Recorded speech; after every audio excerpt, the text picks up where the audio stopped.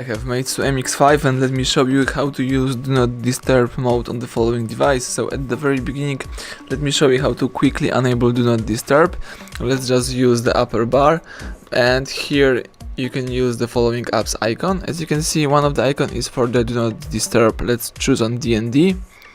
And right now you just enable the Do Not Disturb mode. You can see this icon right here. But you may also check the settings of Do Not Disturb. Let's find and select the settings icon. Let's activate the following menu. Here you have to scroll down, and right here you can choose sound.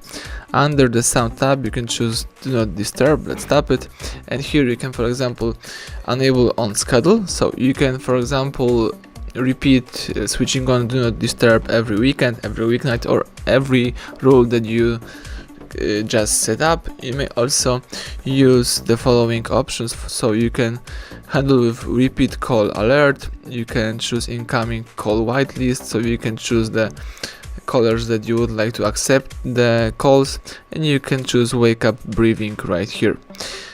If you would like to disable or enable, you can also use the following mode, the following switcher right here, and you can go back and use your device in a normal way. So thank you for watching. Please subscribe our channel and leave thumbs up under the video.